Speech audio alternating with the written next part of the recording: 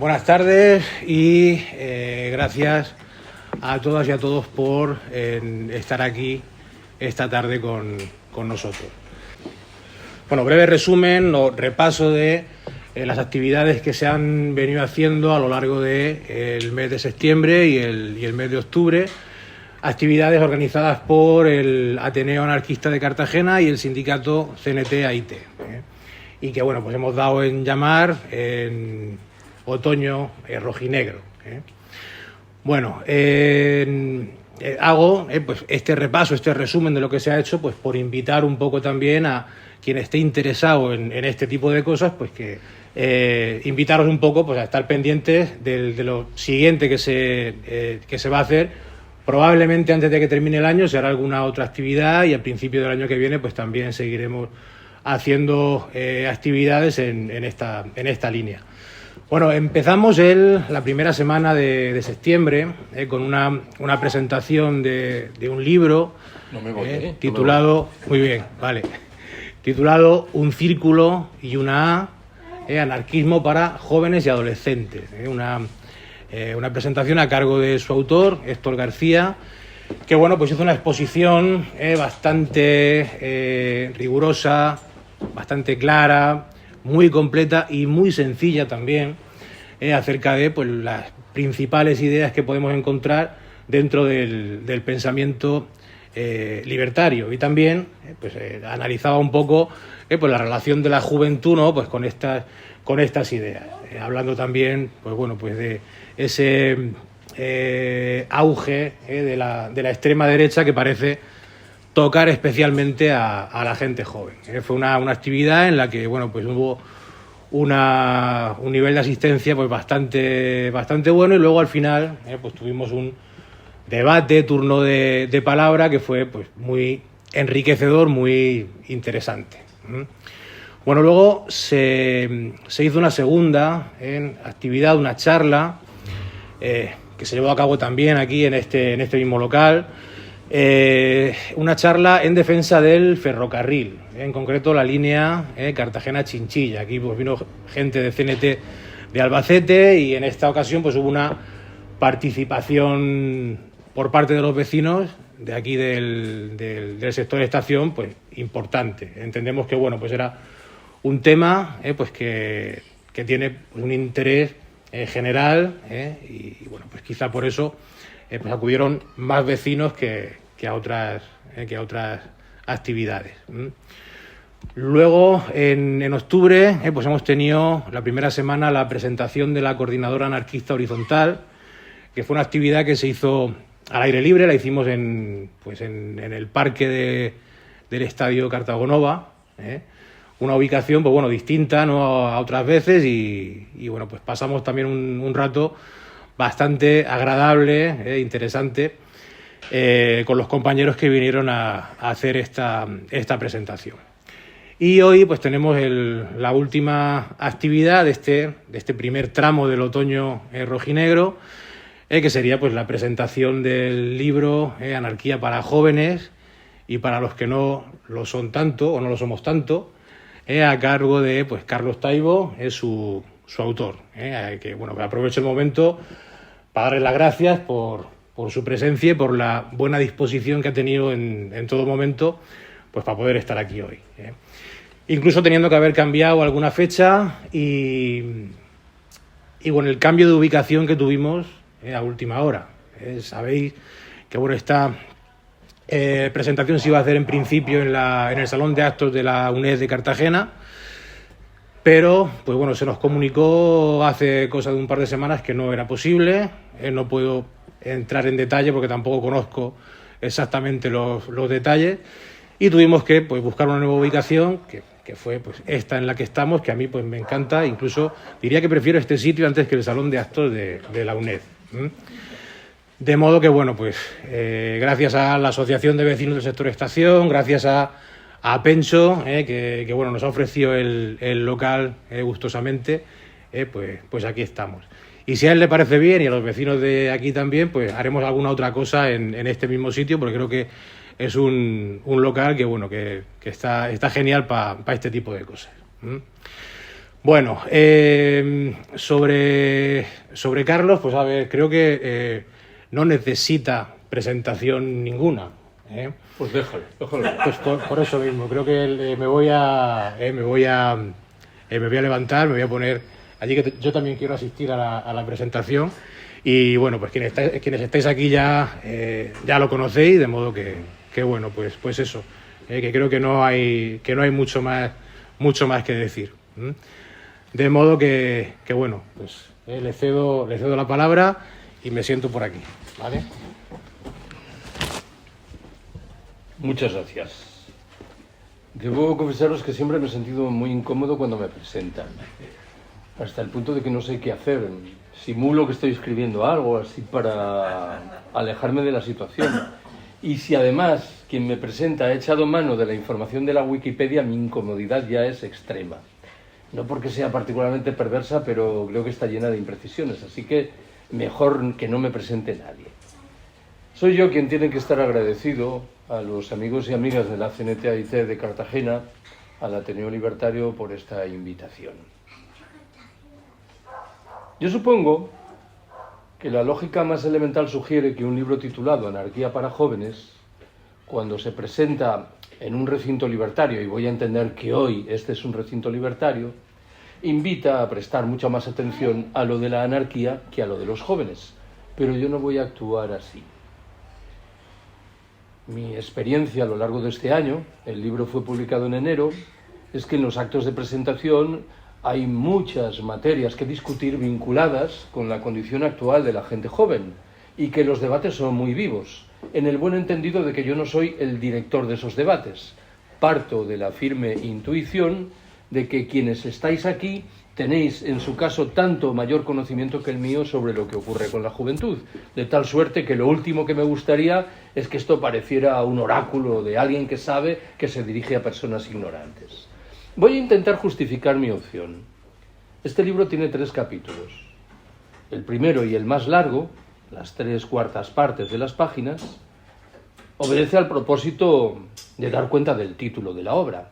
Es una reflexión personal sobre lo que entiendo yo que ocurre en el mundo anarquista libertario, una reflexión que, si así lo queréis, parte de una de las grandes escuelas del siglo XIX, el anarcocomunismo, y que no es complaciente. Permitidme que subraye un momento esto. Cuando se escribe un texto con vocación de propaganda, lo cual es perfectamente legítimo, lo normal es que se esquiven los problemas. Y salta a la vista que el mundo libertario y anarquista arrastra problemas que yo creo que conviene encarar, y en este caso yo he procurado hacerlo a mi recto entender. El tercer capítulo, me acabo de saltar el segundo, es un capítulo de conclusiones, en donde hablo, por ejemplo, de los ancianos, una materia permanentemente marginada, o me refiero a un escenario planetario que creo que está lastrado por una enorme caotización. No sé si ese caos general es el producto de una operación tramada del capital, encaminada a mejorar sus posiciones, o por el contrario, es una consecuencia de la incapacidad del propio capital para resolver sus problemas. No estoy en condiciones de responder a una disyuntiva tan enjundiosa, pero me parece que la segunda hipótesis merece más atención que lo que comúnmente le dispensamos. El capítulo segundo es un texto sobre los jóvenes, y yo voy a intentar resumiros su contenido fundamental.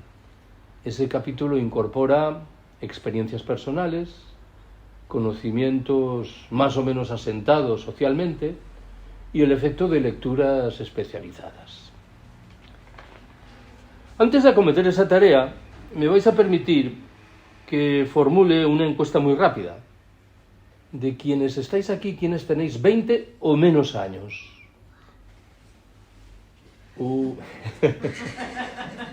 No computa. ¿Quiénes tenéis entre 21 y 30? 5. Entre 31 y 40. 7. Entre 41 y 50.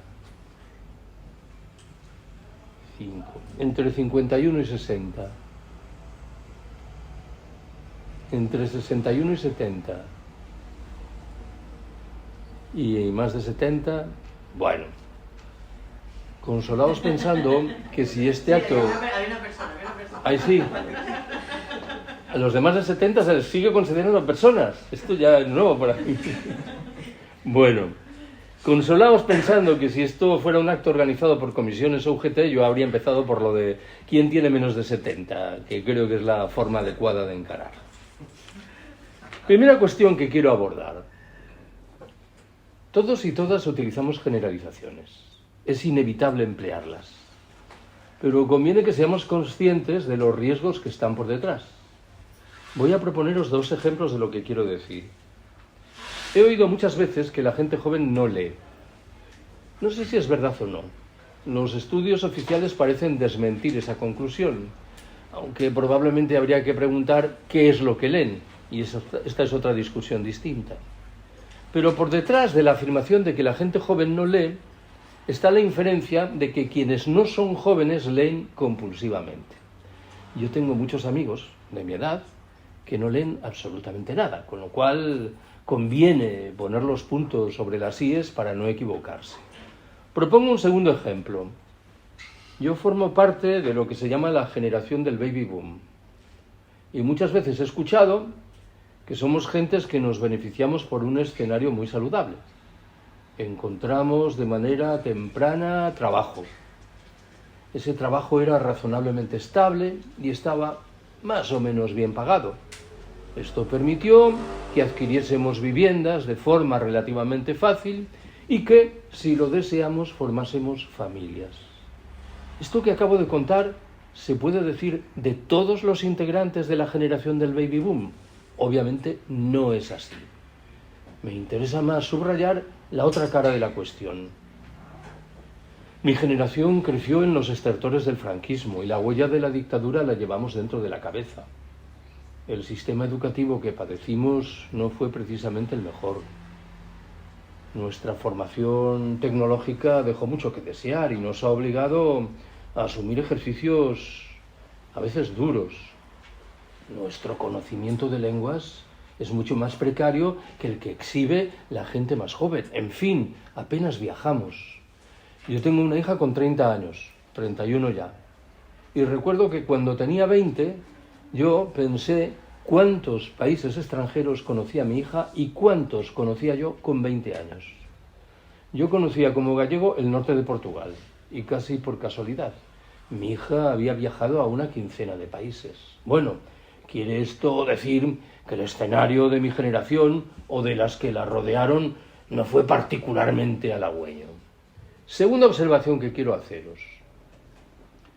Hace 30 años, en la década de 1990, los cursos en las universidades españolas duraban de octubre a mayo, 8 meses.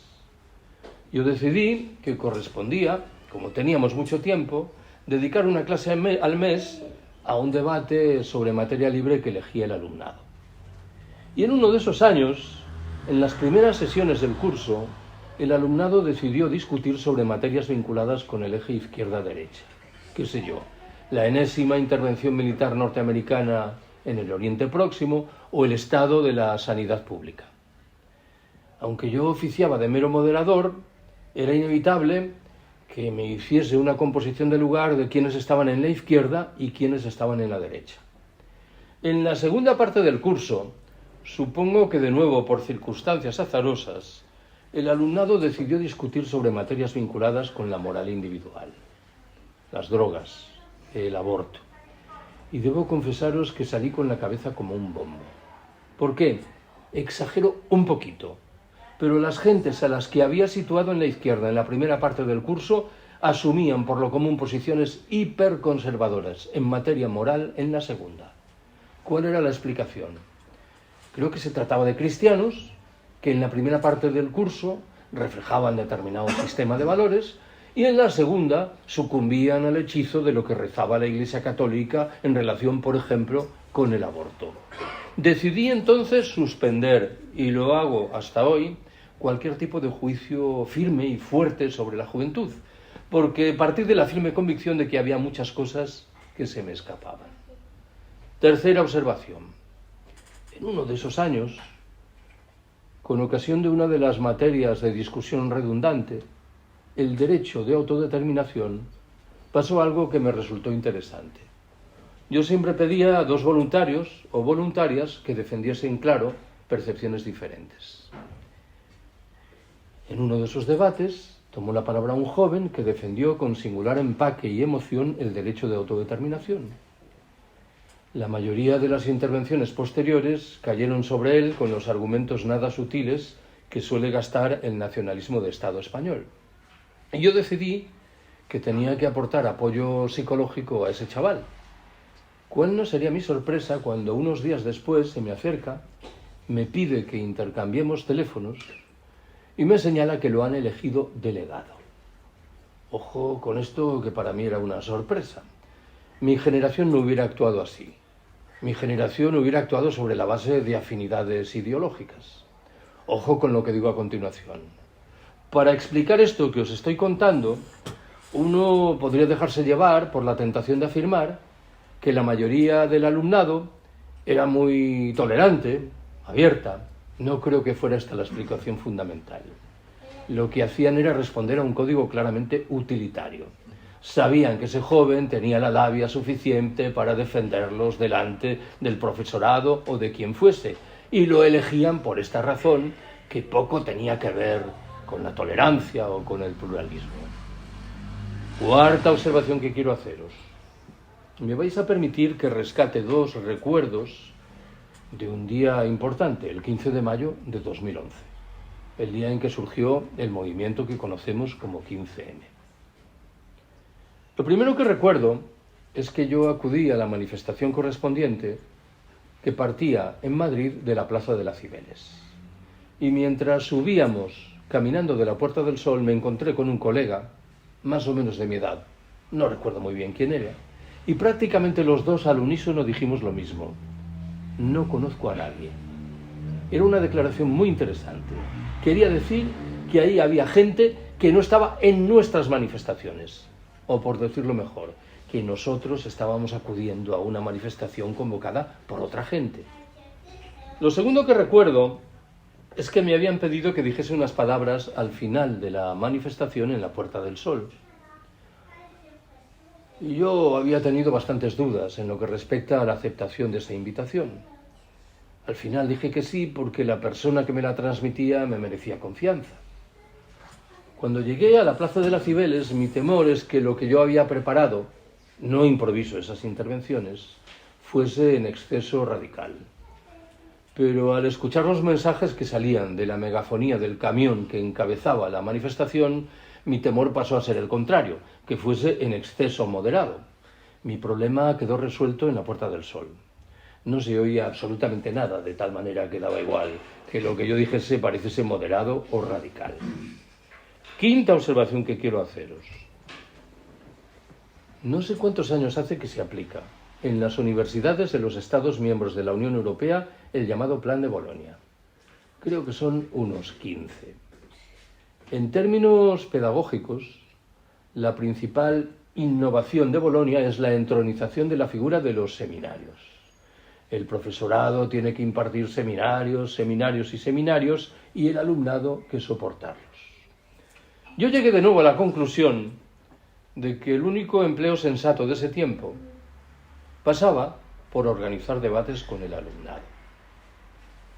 Y debo confesaros que el primer año de aplicación de los seminarios de Bolonia me asaltó una preocupación muy honda. Certifiqué que a los ojos de la mayoría de los alumnos y alumnas, las sociedades solo progresan a través de la competición más feroz, del codazo más descornado. Y desmantelar esta manera de ver las cosas no es una tarea sencilla, siquiera solo sea por una razón. Esta manera de ver las cosas da cuenta de una parte de la realidad. Sería absurdo que yo negase que hay una dimensión competitiva en la acción de la especie humana. Lo único que podía hacer era recordar que afortunadamente esa acción no se agota en esa dimensión competitiva, que hay otra vinculada con la solidaridad, con la cooperación, con el apoyo mutuo que no debemos dejar en el olvido. En algún caso, muy atrevido yo, sugerí al alumnado que leyese un libro maravilloso cuya lectura os recomiendo también a vosotras y vosotros. Me refiero al apoyo mutuo de Kropotkin. En ese texto, Kropotkin demuestra empíricamente que hay numerosos ejemplos de sociedades animales que progresan a través de la cooperación y de la solidaridad. Me interesa la dimensión biológica del argumento. Poco tiene que ver con lo anterior lo que os cuento a continuación. Recuerdo que el primer año de aplicación de seminarios de Bolonia, grupos de 40 alumnos, primero de una facultad de Derecho, en una universidad pública en Madrid, yo arrastraba un mal hábito. Al terminar cada seminario formulaba una pregunta que debía ser respondida a mano alzada. Durante toda una semana, mis diferentes grupos de seminarios discutieron sobre el franquismo. Y la pregunta que yo formulaba era: ¿de quienes estáis aquí, quiénes simpatizáis con Franco y quiénes no? Siempre había 5 o 6 alumnos, por lo común hombres, que declaraban simpatizar con el franquismo. Pero recuerdo vivamente que en uno de esos grupos, cuando formulé esa pregunta, solo levantó el brazo un alumno para declarar sus simpatías por Franco. Y por la indumentaria se ajustaba al estereotipo del ácrata de la clase. Pañuelo palestino, cinta en la cabeza, pelo muy largo, barba. Y yo pensé, no lo pensé, pero queda bien que lo diga, que yo era víctima de un programa de cámara oculta a ver cómo reaccionaba. Y lo cierto es que reaccioné mal porque le dije: te estás descojonando de mí, ¿no? Y el pobre hombre abrazó esa socorrida explicación que sugería que Franco había construido muchos pantanos. No sé si sabéis que, hablando en propiedad, Franco no construyó ningún pantano. Fueron albañiles, aparejadores, pero la historia se escribe así. Ese día era un miércoles y me tocaba en casa a mi hija Ana, esa a la que me refería antes. Y yo estaba muy sojuzgado por el debate sobre el franquismo y nada más llegar le dije: Anita, por cierto, ¿tú de Franco qué piensas? Fue muy rápida. Dijo: era un hijo de la gran puta. ¿Pero sabrás algo más? Y respondió: sí, que era el abuelo de una que concursa en Mira quién baila. Ojo con la declaración, ciertamente desplegada con un poco de retintín, decía: no me des la vara con esto de Franco, que es, por cierto, bastante agresiva con respecto al general Franco. Percataos de que el personaje prominente pasaba a ser la nieta que concursaba en televisión y Franco era el abuelillo un poco extraviado de la historia. Sexta observación que quiero haceros. Quienes me conocéis sabéis que desde hace años trabajo en la perspectiva del decrecimiento. Me vais a permitir que rescate algo que suelo contar cuando hablo de este último. La renta per cápita en Estados Unidos es hoy 4 veces superior a la que se registraba en 1945 al concluir la Segunda Guerra Mundial. De un tiempo a esta parte, sin embargo, todas las encuestas parecen concluir que ha ido creciendo y notablemente el porcentaje de la población norteamericana que declara ser cada vez menos feliz. Una encuesta realizada en 2007, me interesa ese año porque antecede al siguiente, que es el de la manifestación de la llamada crisis financiera, con lo cual no pueden invocarse los efectos disruptores derivados de esta última, concluía que un 49% de los estadounidenses declaraba ser cada vez menos feliz, frente a solo un 26% que afirmaba lo contrario. Estamos obligados a preguntarnos, parece, por esta llamativa realidad. La de una sociedad que se ha beneficiado de un crecimiento muy notable, desplegado durante 8 o 9 décadas, que ha incorporado maravillosas tecnologías teóricamente liberadoras, pero que no parece en condiciones de garantizar el bienestar de la mayoría de sus habitantes. Todo el mundo ha empleado alguna vez esa máxima que reza que el dinero no hace la felicidad. Administrémosla con mucha prudencia. Es verdad que en los estadios iniciales del desarrollo, la disposición de dinero, de riqueza, de recursos, claro que tiene que ver con nuestro bienestar. Si yo me estoy muriendo de hambre y empiezo a comer, hay un cambio sustancial y para bien en mi estilo de vida.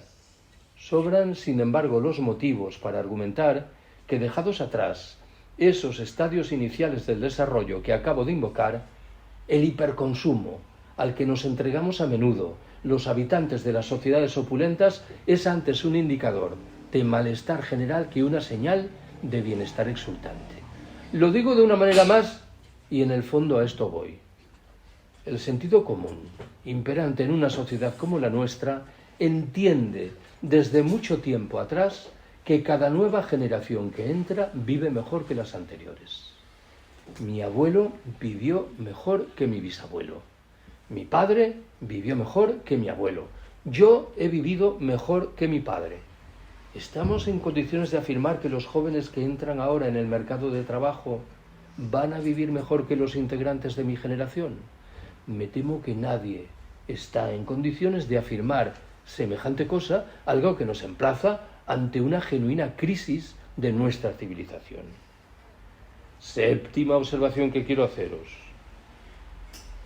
Hace casi 2 años, en enero de 2023, me invitaron a participar en una jornada sobre decrecimiento y colapso en Girona, en Cataluña. La jornada la organizaba Extinction Rebellion, que sabéis que es uno de esos movimientos que germinó hace una década en alguna relación con la figura de Greta Thunberg.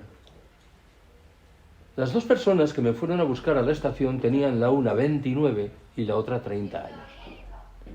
Como quiera que en un par de ocasiones yo me refiriese a Extinction Rebellion como un movimiento juvenil, se consideraron en la obligación de corregirme. Me dijeron: no te engañes, Carlos, Extinction Rebellion, o al menos Extinction Rebellion Girona, no es un movimiento juvenil. Aquí, por lo pronto, no hay estudiantes universitarios. La horquilla de edad de los estudiantes universitarios es la que separa, qué sé yo, los 18 y los 25 años. Y a los adolescentes ni se les espera. Como era inevitable, yo pregunté cómo explicaban este vacío. Y su respuesta fue muy cautelosa. Invocaba los efectos negativos derivados de las redes sociales. Y sugería que muchos jóvenes y muchos adolescentes pasaban muchas horas al día delante de la pantalla de un ordenador o de un móvil a través de formas de socialización que no eran las mejores. En realidad, y hablando en propiedad, ni siquiera había que hablar de formas de socialización. Lo que vivían era un escenario individualizador en grado extremo. Mi generación se socializó en los bares. Y esto tenía sus ventajas y sus inconvenientes, pero en cualquier caso era una forma de socialización. No olvidéis que estoy hablando de unos jóvenes que disfrutan de una información razonablemente prolija sobre la crisis ecológica. Cierto que muy marcada por las simplificaciones y las manipulaciones de la llamada Agenda 2030. Jóvenes que a menudo realizan a las generaciones mayores una pregunta legítima. ¿Qué planeta nos estáis entregando? ¿Qué hemos hecho nosotros para merecer esto? Creo, claro, que la deducción que probablemente se sigue de lo anterior, no hay movilización entre los jóvenes, nos sitúa ante una más de las generalizaciones. Las manifestaciones de solidaridad con Palestina, sin ir más lejos, registran una presencia notabilísima de jóvenes. Yo entiendo que por detrás lo que hay de nuevo es cierta sensación de impotencia. Hoy en el tren, viniendo de Madrid, iba leyendo un libro de Franco Berardi Bifo, un estudioso italiano, y acometía una comparación entre las movilizaciones estudiantiles contra la guerra de Vietnam en Estados Unidos en las décadas de 1960 y 1970 y las actuales en relación con Palestina. Y decía Bifo que en las movilizaciones de hace 50 años estaba por detrás la idea de que en Vietnam había un modelo social alternativo. Podemos discutir si era alternativo o no, y yo creo que no lo era, pero en cualquier caso la gente en buena medida se movía por eso. Hoy percataros de que no hay ningún modelo social alternativo. Cuando declaramos nuestra solidaridad con el pueblo palestino, lo hacemos porque sabemos que es víctima de un genocidio. Pero nadie piensa que en Palestina exista un modelo social alternativo. Y esto nos emplaza ante un escenario de zozobra general. El cambio climático, el agotamiento de las materias primas energéticas, un escenario social cada vez más degradado, problemas demográficos intensísimos, la crisis de los cuidados, guerras por todas partes, dibujan un escenario dramático de falta de horizonte. Octava observación que quiero haceros. No es un terreno en el que yo me mueva con soltura, pero he tenido que adentrarme en algunos estudios de psicología cognitiva. Y me vais a permitir que os transmita al respecto dos conclusiones. ¿Qué dice la primera? Esto que tengo en las manos es un libro. Esto supongo que lo sabíais. A los ojos de muchos adolescentes, este es un objeto extremadamente complejo y extremadamente simple a la vez. Extremadamente complejo, ¿por qué? Porque para leerlo, para acometerlo, hace falta una concentración para la que comúnmente no están preparados esos adolescentes. Y si el libro, además, es voluminoso, claro, el problema adquiere unas dimensiones graves. Pero al mismo tiempo es un objeto muy simple. ¿Por qué? Porque aquí no hay pestañas. Y no puede andar uno moviéndose de un lado para otro para encontrar una imagen, un texto breve, un mapa, un cuadro estadístico. Según un estudio, por término medio dedicamos 10 segundos a cada página web que consultamos. Reflexionad un momento sobre lo que es esto. ¿Qué posibilidad de comprensión profunda de la realidad hay en un escenario cognitivo como ese? ¿Cuál es la segunda observación que quería haceros? Me vais a permitir que lea un texto del libro, de ese capítulo segundo. Dice así: no deseo ignorar en modo alguno que lo digital tiene sus ventajas. Una de ellas nace del hecho de que es una tecnología bidireccional, de tal suerte que quien la emplea puede recibir y puede al tiempo y al menos en principio aportar. Si así los hechos permite el intercambio de información, algo que explica su éxito en términos económicos y comerciales, propicia a la vez una conexión permanente que en ocasiones puede no ser, ciertamente, la deseada o la deseable. Facilita, por otra parte, el desarrollo de las capacidades espaciales y visuales, y en otro terreno puede estimular las habilidades cognitivas cuando nos vamos haciendo viejos. Pero parece que las ventajas acaban ahí. Los procesos cognitivos, por lo pronto, se resienten, de la mano de dificultades en lo que se refiere al procesamiento de datos, al desarrollo de argumentos complejos, al trabajo con esquemas globales, al pensamiento crítico y al despliegue de pautas imaginativas. Lo digital apenas permite acumular información, por otra parte, en la memoria propia. Alimenta pautas de conducta que cabe suponer no son las mejores. Al amparo de una notable velocidad de tránsito, propicia una obsesión por lo inmediato, genera una franca dispersión de la atención y nos somete a una sobredosis de datos y de estímulos. La irrupción de los smartphones no ha hecho sino radicalizar muchos de estos problemas, en la medida en que nos ha regalado un ordenador omnipresente. Y al respecto, ni siquiera podemos acogernos a la idea de que el tiempo dedicado al mundo digital ha venido a restar influencia a la televisión. Admitiré, en fin, y vuelvo al inicio, que es difícil evaluar lo que las tecnologías digitales suponen en materia de sociabilidad y de conversación, no sin agregar que el abuso de aquellas, a duras penas, puede ser saludable. Novena de mis observaciones. Entro en el terreno de los tópicos, para recuperar algunos de los más presentes. He oído muchas veces, por ejemplo, que los jóvenes están inmersos en una genuina orgía de consumo. Los jóvenes será una parte de la juventud, porque en la mayoría de los casos la orgía en cuestión es inviable. La situación de sus familias no permite este tipo de excesos. En labios de colegas en la universidad escuché muchas veces comentarios despectivos con respecto al alumnado. Decían: es que carecen de espíritu crítico, no participan en los debates, no leen. Si todo esto es verdad, y probablemente en algún grado lo es, hay que preguntarse de quién es la culpa. Y creo que la única respuesta sensata apunta a una generación como la mía. Es el mundo que nosotros hemos creado, que les hemos ofrecido, y lo último que me gustaría es demonizar encima a las víctimas de nuestra conducta. Arrastramos problemas graves de solidaridad intergeneracional. Esto se percibe en general en el mundo sindical. Los sindicatos, por lógica, afilian a trabajadores asalariados, y los trabajadores asalariados normalmente tienen cierta edad, con lo cual propenden a defender los intereses de esas gentes, en detrimento de quienes no disfrutan de ninguna de esas posibilidades. En fin, nuestras organizaciones son perfectas. O por el contrario, tenemos que partir de la presunción de que arrastran muchas taras, de tal suerte que deberíamos mirar con alguna atención qué es lo que ofrecen en el terreno organizativo estos jóvenes, si es que ofrecen algo. Hace unos meses mantuve una conversación con mi hija, que os recuerdo que tiene ahora 31 años. Permitidme una cuña publicitaria, tiene un bar en Madrid. No iré más lejos. Y recuerdo que yo le pregunté si apreciaba muchas diferencias entre la gente de 30 y la gente de 40 años. Respondió que no, que las diferencias las apreciaba entre los de 30 y las de 20. Y yo pregunté, ¿y a qué obedecen esas diferencias? Su respuesta fue rápida, no era producto de la improvisación. Dijo, a ver papá, yo no nací en las redes sociales.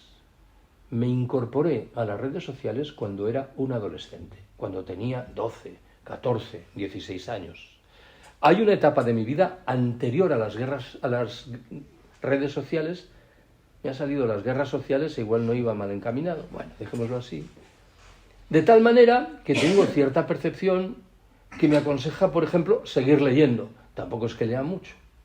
La gente que tiene hoy 20 años ha nacido inmersa en las redes sociales, de tal forma que su posibilidad de salir de ahí es muy reducida. Le pregunté, ¿y a tu bar va gente de 20 o 22 años? Y respondió rápidamente, no. ¿Y por qué? Y la respuesta me dejó perplejo. Dijo, no beben alcohol. Supongo que estamos ante una generalización más, pero como todas las generalizaciones, seguro que tiene algún pozo, algún fundamento. ¿Cómo que no beben alcohol? ¿Por qué? Porque el modelo de adolescente o de joven preconizado por las redes sociales exige a alguien esbelto, guaperas, atlético, y eso casa mal con el consumo de alcohol, aunque no debe casar tan mal con el consumo de bebidas isotónicas, ¿no? Agregó que ella tenía la sospecha de que las entradas de los macrofestivales musicales que recorren la geografía española habían subido espectacularmente en los últimos años por algo vinculado con lo anterior. Buena parte del negocio de esos macrofestivales era la venta de alcohol. Y como quiera que ahora venden mucho menos alcohol que el que vendían antes, tenían que resarcirse elevando los precios de las entradas. Décima observación que quiero haceros. ¿Cuál entiendo que es el escenario general de la vida de la mayoría de los jóvenes? Lo resumo así.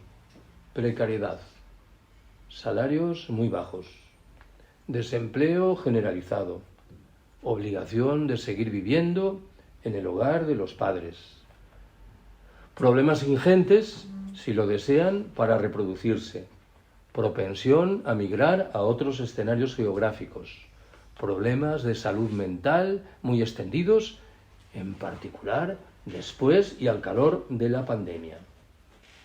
Yo tengo la impresión de que las generaciones mayores no nos percatamos de que algunos de los debates que mantenemos y que nos interesan legítimamente difícilmente suscitan alguna atracción entre los jóvenes. ¿En qué estoy pensando? El debate sobre las pensiones. ¿Qué significa para un joven el concepto pensión? A mí me hace gracia escuchar que el sistema de pensiones español va a quebrar antes o después. Bueno, dentro de 20 años, la abrumadora mayoría de la población apenas habrá cotizado, de tal manera que apenas se hará acreedora de ningún tipo de pensión. Y ojo, y esto es muy importante que lo subraye, que estoy hablando de la situación en un país del primer mundo. ¿Cuáles no serán los problemas que se revelan en los países del sur en el caso de los jóvenes? Undécima observación. Yo no sé si habéis topado alguna vez con el concepto de edadismo. Mis conocimientos al respecto son muy limitados. Se derivan de la lectura de un libro de una amiga gallega llamada Teresa Moure. ¿Qué dice en sustancia ese concepto? En las últimas décadas hemos mejorado algo en nuestra comprensión de los problemas y de las discriminaciones que rodean al género y a la condición étnica de las personas. Pero, sin embargo, seguimos manteniendo los tópicos de siempre en lo que respecta a la edad. No sé si habéis reflexionado alguna vez sobre lo que hay por detrás del término adolescencia. Es un término claramente descalificador. Es probable que el verbo adolecer y el sustantivo adolescencia no tengan la misma raíz, pero parecen remitir a lo mismo, a la condición de seres humanos, no sé si soy muy generoso en este calificativo, incompletos, que carecen de elementos básicos de funcionamiento en la vida y en la sociedad. ¿Qué no decir de los ancianos? Gentes que arrastran todos los problemas imaginables, entre ellos los mentales, a menudo depresiones muy hondas, fuera del circuito laboral, normalmente despreciados, abandonados por sus hijos o familiares. En medio estarían, claro, las generaciones exultantes, las generaciones maduras que reflejarían el vigor pleno de la condición humana en su dimensión más saludable. En ese libro, Teresa Moure plantea una pregunta que a mí me parece dar en el clavo de la cuestión, aunque ya sé que tiene una respuesta muy sencilla. Dice, ¿por qué se adoptan niños pequeños, pero en cambio no se adoptan ancianos? Si por detrás del mecanismo de la adopción hay, y me remito al discurso público, una actitud de solidaridad con poblaciones desfavorecidas, con niños pequeños que en virtud de su entorno social a duras penas pueden aspirar a sacar adelante una vida digna, ¿por qué no se actúa de la misma manera con los ancianos? Creo que la pregunta retrata bien las actitudes generales en nuestra sociedad. 12ª cuestión. Voy a volver un momento sobre el 15M, para recordaros algo de lo que a buen seguro tenéis conocimiento. En el 15M había muchos jóvenes que planteaban una queja que era comprensible. Más o menos decían, a mí me contaron que si estudiaba 2 carreras, si hacía un máster, si marchaba un par de años al extranjero, al regresar disfrutaría de un trabajo bien pagado, y he vuelto y no tengo ningún trabajo, ni bien pagado ni mal pagado. Esta queja vaya por delante que era legítima, pero en muchos casos por detrás había un tufillo meritocrático. El discurso meritocrático viene a decir que si unas personas triunfan en la vida y otras fracasan es por su culpa, porque no han realizado el esfuerzo consistente, porque carecen de la inteligencia perceptiva, porque no estaban en el lugar adecuado en el momento preciso. Creo que salta a la vista, no tengo que explicároslo, que el discurso meritocrático ignora las desigualdades lacerantes que caracterizan a nuestras sociedades. Salta a la vista que a efectos de progresar en la vida no es lo mismo haber nacido en Madrid o en Barcelona que haberlo hecho en Bogotá, en Daca o en Bamako. No es lo mismo ser hombre y ser mujer. No es lo mismo pertenecer a una familia adinerada y a una familia pobre. Lo de la meritocracia ha pasado a impregnar todo el discurso oficial en nuestras sociedades. Es un elemento central de las percepciones que defiende la presidenta madrileña Isabel Díaz Ayuso, que descaradamente da por descontado lo que acabo de decir. Si unas personas triunfan, es porque se lo merecen, no porque haya una trama social que facilita que triunfen y dificulta, en cambio, que otras fracasen. 13ª observación que quiero haceros. Y no os preocupéis que voy acabando. Igual alguien ha pensado que voy a dar 30, no, son 15.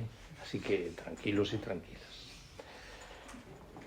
No me gustaría que lo que os estoy contando se asentase en la idea de que yo tengo poco aprecio por lo que ha hecho mi generación o la generación aledaña.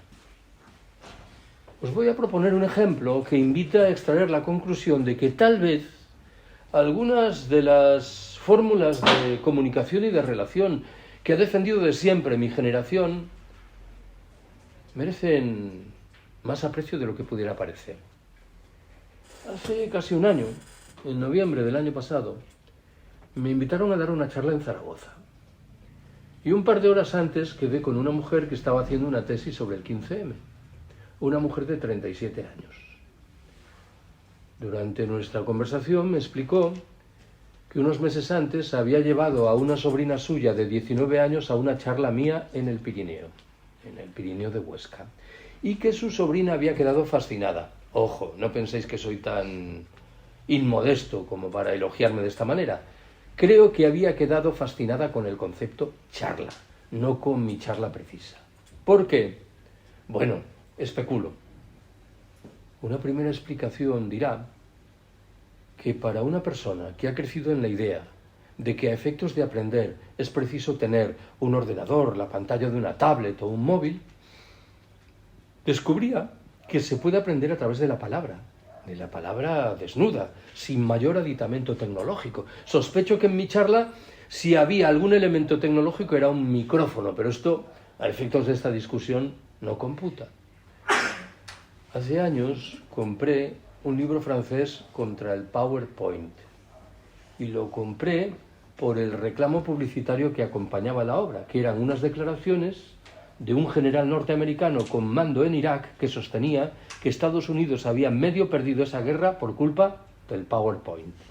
Organizaban macro reuniones de oficiales y nadie se enteraba absolutamente de nada. No sabían si tenían que mirar a la pantalla, escuchar al orador.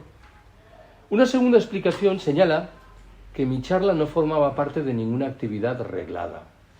No daba derecho a créditos, a puntos, de tal suerte que se podía acudir a ella o no, y de estar en ella uno podía ausentarse o quedarse.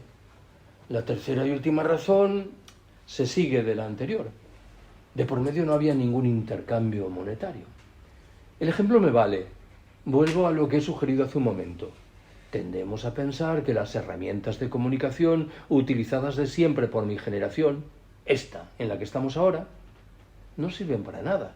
E igual acabaremos por descubrir que resultan más interesantes de lo que pudiera parecer, tanto más si de por medio colocamos el término colapso, de tal forma que muchas de las tecnologías que hoy están a nuestra disposición dejan de operar.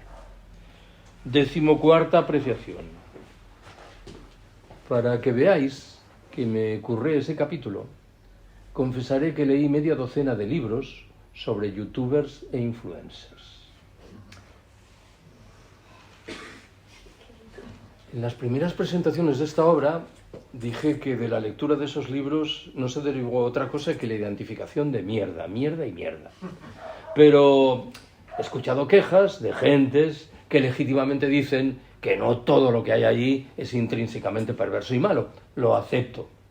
Pero me temo que la mayoría de las manifestaciones de este tipo de gente son absolutamente deleznables. Ojo con lo que agrego a continuación. No me gustaría que esta crítica frontal, descalificadora de lo que hacen la mayoría de los youtubers e influencers, se convirtiese en una alabanza subterránea de los medios de incomunicación del sistema. El diario coprofágico El País celebró hace un año su 50 aniversario y nos obsequió con la retahíla esperable relativa al carácter profesional de sus periodistas, al pluralismo informativo, a la profundidad de los estudios y de las reflexiones. Basta con dedicar 10 minutos a leer el diario El País para verse en la obligación de repetir lo mismo que acabo de decir de youtubers e influencers, con la diferencia de que creo yo que lo de los youtubers e influencers es muy evidente y no reclama de ningún esfuerzo analítico, y en cambio lo de estas herramientas de incomunicación del sistema a veces te puede engañar. 15ª y última de las observaciones.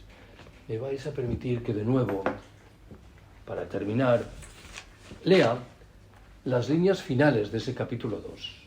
Dicen así: he leído un puñado de estudios sobre la juventud. Aunque excepciones las hay, las más de las veces esos estudios asumen un tono que aconseja no contestar, pese a las apariencias, los cimientos del orden existente. Todas o casi todas las respuestas que se perfilan con el propósito de encarar la marginación de las generaciones jóvenes se conciben en el marco de ese orden. Ahí está, por ejemplo, la confianza en que un buen indicador de que las cosas se empiezan a cambiar de forma saludable es el hecho de que lleguen al poder líderes que han surgido de la generación de quien habla. La fórmula en algo me recuerda a un discurso similar abrazado por determinadas modulaciones del feminismo que se contentan con reivindicar que las mujeres alcancen, en pie de igualdad, las mismas cuotas de poder que los hombres, sin contestar un ápice la desigualdad general que marca indeleblemente nuestras sociedades. En esos estudios, o en la mayoría de ellos, no se aprecia ningún cuestionamiento de lo que significan la democracia liberal, la institución Estado, los estados del bienestar, la economía de mercado, el crecimiento económico o la militarización general a la que asistimos. Se asume sin más, y por ejemplo, que votar es bueno y que los líderes son necesarios, mientras la certificación de que existe una desafección ante el sistema no invita a considerar si la reacción correspondiente obedece a un patrón autoritario o a uno antiautoritario.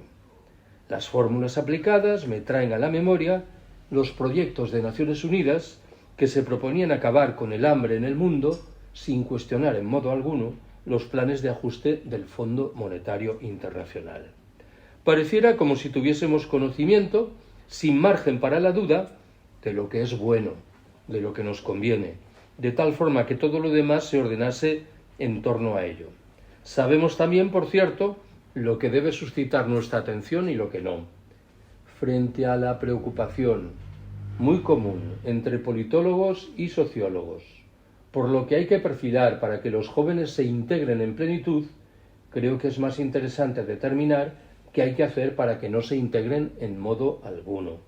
Claro es que la apuesta correspondiente a duras penas merecerá crédito si se limita a reproducir la retahíla que ha puesto en marcha desde muchas décadas atrás la izquierda que vive en las instituciones, y también la que, presunta portadora de una cosmovisión que otorga certezas, reproduce esquemas autoritarios, dirigistas y vanguardistas y parece estérilmente empeñada en transmitir a los jóvenes qué es lo que tienen que hacer. Al respecto, cada vez estoy más convencido de que lo que importan son las conductas y no las etiquetas que a menudo las acompañan. Gracias por haberme escuchado.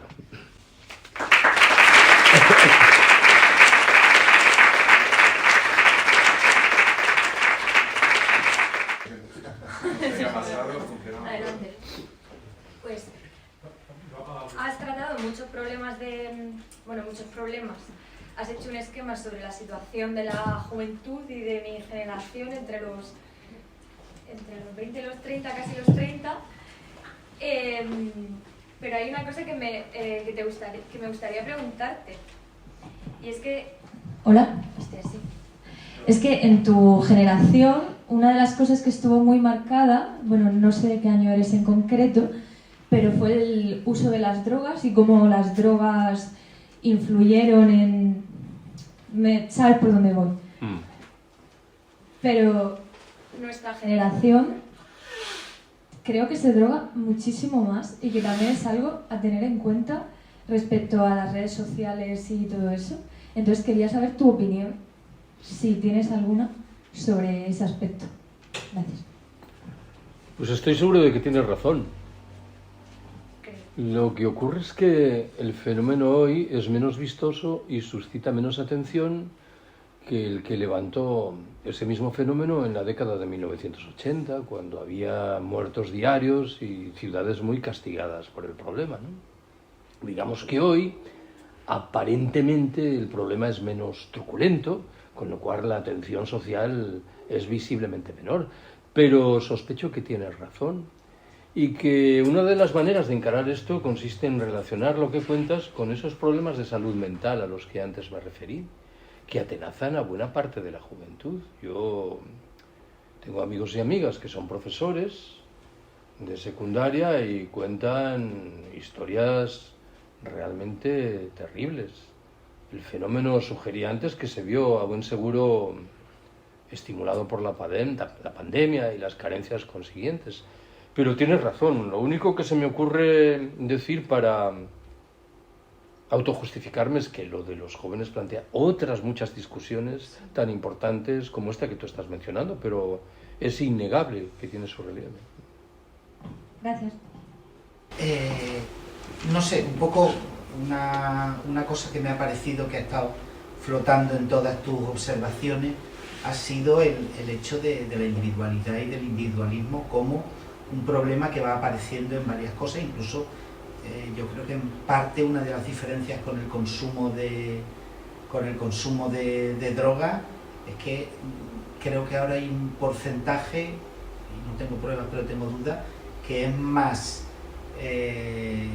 como solución que consumo recreativo. Entonces me da la impresión de que esta visión individualista, que además hemos pasado nosotros, y yo creo que un poco tú has empezado hablando de un desconocimiento o de la necesidad de un alejamiento y de unas prevenciones al hablar de los jóvenes, que creo que la mayor parte de la gente que habla, que legisla y que interviene en grandes políticas de juventud no se plantea, y es que al final creo que estamos intentando entender a los jóvenes con esquemas de nuestra generación, y algún debate político he visto en pequeñas asambleas donde los jóvenes se han ido levantando y se han ido largando porque se estaban contando ahí dos viejos unas historias que ni les iban ni les venían, y además con lo que tú estuviste haciendo en el año 76 por la mañana, y ya te veía ya a ti la pinta desde entonces. Entonces no sé si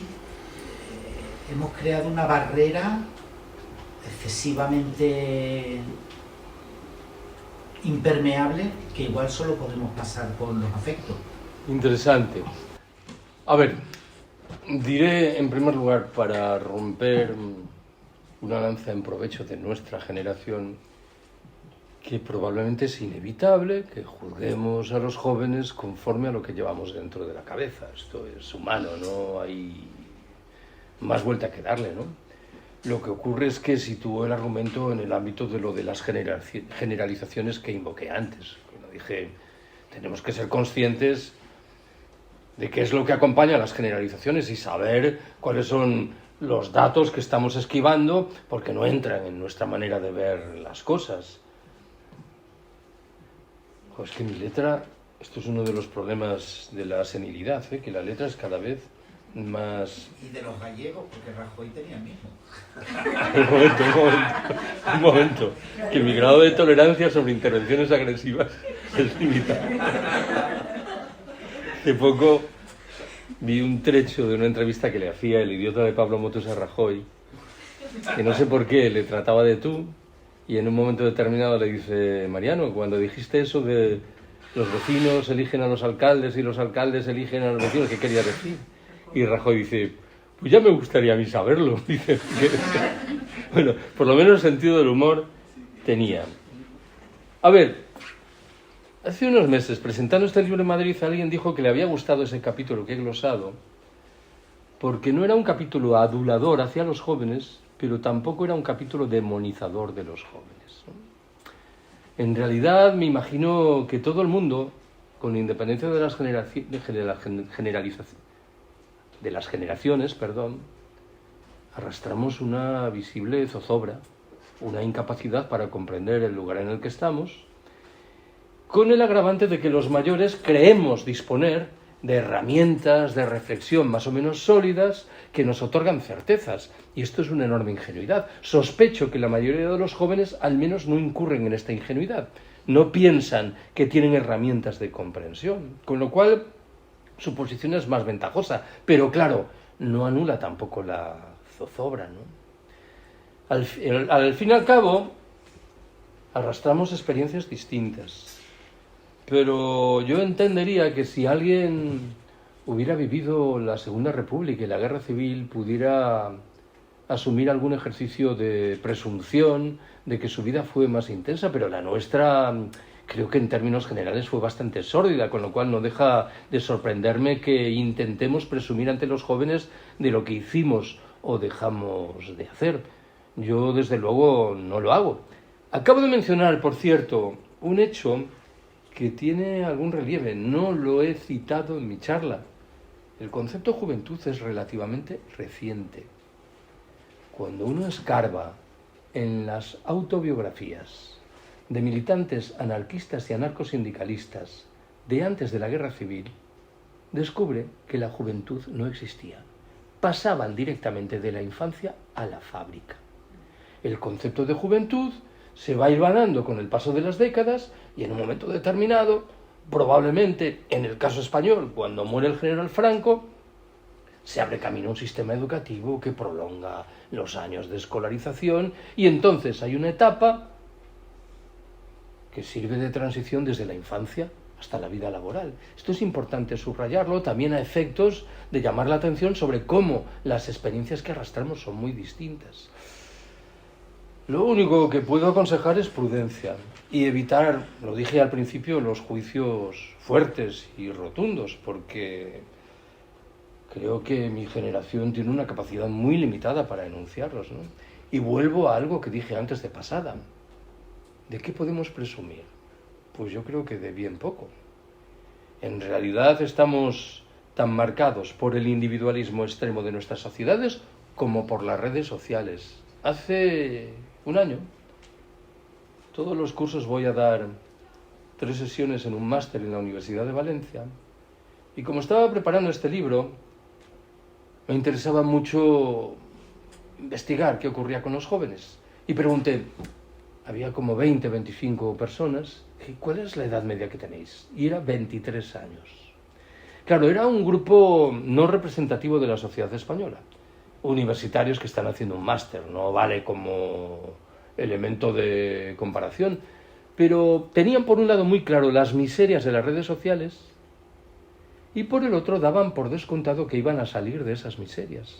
A mí no me pareció ni tan evidente ni tan fácil, pero debo confesaros que no estaba pensando en ellos, estaba pensando en mí. ¿Es que nuestra generación no está pillada por las redes sociales? Lo está también. Probablemente lo está en un grado menor y con algunas posibilidades alternativas, pero quien diga lo contrario se estará engañando a sí mismo, ¿no? Así que si yo parto de la presunción de que yo estoy atrapado por las redes sociales, ¿qué posibilidades de salir airoso de las redes sociales y del individualismo extremo que acarrean tiene un joven de 22 años? Me temo que ninguna, ¿no? O muy escasas. Excepto, claro, que esto se hunda. Yo antes hablé del colapso. El colapso es una materia que debe guiar muchas de nuestras reflexiones. Yo he dicho muchas veces que debemos de vez en cuando ponernos las gafas del colapso y pensar cómo un eventual colapso puede afectar a nuestra vida cotidiana o a las grandes tesituras planetarias. Y si lo hacemos, por ejemplo, nuestra percepción relativa al individualismo extremo de nuestras sociedades o a nuestras relaciones tensas con la tecnología pueden cambiar abruptamente. Bueno, lo primero, gracias por venir a Cartagena. Yo me gustaría simplemente hacerte una pregunta, porque trabajo con gente joven, soy profesor en enseñanza pública en secundaria, ciclo superior y en la universidad, profesor asociado, y a veces es difícil transmitir un mensaje positivo a unos chavales que ven que hay un mundo cambiante y que nosotros lo hemos vivido. Y coincido totalmente contigo en que esta generación no es ni mejor ni peor que la nuestra, simplemente es el fruto. Pero a veces en verdad es complicado darle un mensaje a chavales que ven que sus puestos de trabajo igual no van a existir, que tienen el saber una inteligencia artificial programada, unos genios que están decidiendo dónde va el mundo, que son 4 gatos. Y entonces es verdad que dice, ¿estás estudiando para qué? Pero como venimos a estar en la liga del campeonato del mundo de los hombres desgraciados, sino que le diga a mi alumno, vamos a participar, vamos a intentar ver un poco positivo, ¿cómo plantearías tú o cómo te gustaría plantear a tus alumnos esta inteligencia artificial, este mundo que viene, de una manera un poco más positiva? Bueno, yo soy feliz porque estoy jubilado, así que la tarea correspondiente ya se me escapa, pero cuando te escuchaba me vino a la mente que hace muchos años en Córdoba, en un curso para profesores, alguien me preguntó qué hacía yo para transmitir pensamiento crítico al alumnado. Y a mí me salió del fondo del alma, le dije, mira, yo bastante tengo con convencerles de que Irlanda es una isla. No voy mucho más lejos en mis aspiraciones. A ver,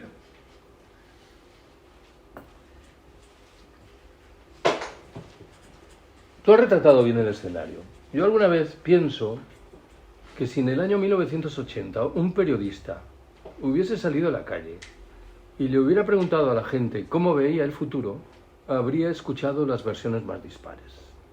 Pero en términos generales habría cierto pozo de optimismo. Las cosas irán a mejor, probablemente era una idea inducida, no el producto ni de una reflexión seria ni de una experiencia vital. Hoy, si un periodista comete la misma tarea, lo lógico es que escuche comentarios que reflejan lo que antes intenté describir de la mano del sustantivo zozobra. Incapacidad de predecir el futuro. Alguna vez he pensado que alguien hubiese entrado en estado de coma en 1985 y saliese del coma hoy. Esto sucede de vez en cuando. Imaginaos el shock. Que abriese un periódico no entendería absolutamente nada. Y han transcurrido 40 años, tampoco es tanto tiempo. Doy por descontado, y creo que el argumento es fácilmente entendible, que además los procesos se van a acelerar aún más, con lo cual nuestra capacidad de afrontarlos y encararlos se va a reducir mucho. Tú me planteas una pregunta relativa a la inteligencia artificial. Estoy completamente pez. Hace un par de años encargué un par de libros ingleses sobre inteligencia artificial, a ver si me enteraba de algo. Llegué a comprar otro libro inglés titulado Inteligencia artificial para tontos. Y ni siquiera ahí acabé por progresar en mi conocimiento de lo que ocurría, ¿no? Esto quiere decir que yo ya he tirado la toalla en relación con muchas materias que a buen seguro a ti te tienen que preocupar porque estás en el meollo del sistema educativo y tienes que valorar cómo el alumnado sopesa esas materias.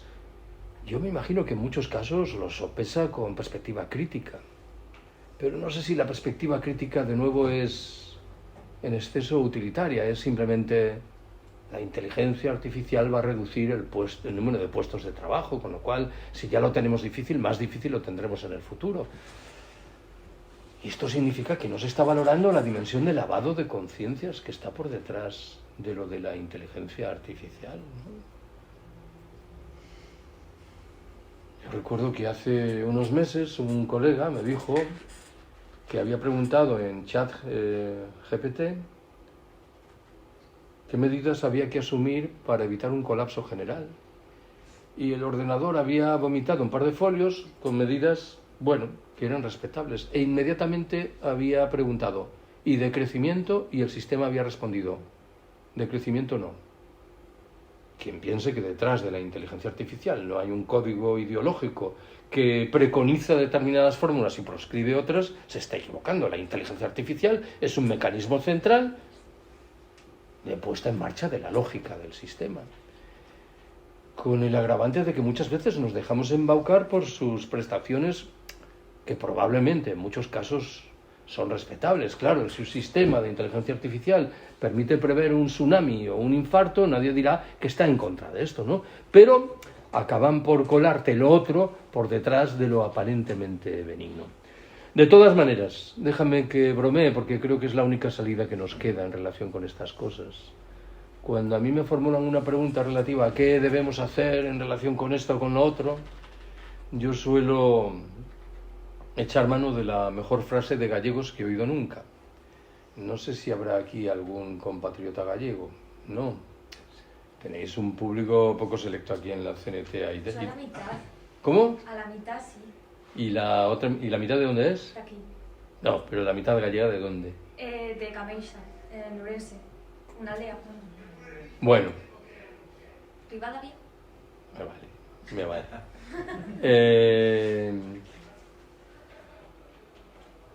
Un gaitero de Lugo, un hombre muy viejecito, más de 80 años, fue invitado a participar en un acto sobre gaitas en Asturias. Y en un momento determinado le hicieron una entrevista en una radio local y el periodista le preguntó qué pensaba de Evia, este gaitero asturiano que toca una gaita semielectrónica, sin soplar. Y cabe suponer que al viejecito de Lugo, que era un gaitero tradicional, no le gustaba lo que hacía Evia, pero debió pensar, ¿y qué gano yo con meterme con un colega contra el que por lo demás no tengo nada? Y dio con una frase cuyo empleo recomiendo para salir airosos de una pregunta como la tuya. Dijo, pues verá usted, Si le digo la verdad, le mentiría. No intentéis desentrañar el sentido lógico de la frase, porque no lo tiene, pero era muy eficiente. El periodista se percató de que debía envainar la pregunta y al fin y al cabo de esto se trataba. Así que, si te digo la verdad, te mentiría. Afortunadamente estoy jubilado. Os recuerdo que tenéis ahí algunos ejemplares del libro y de otros. Si me aligeráis el viaje de vuelta a Madrid, os estaré eternamente agradecido. Gracias.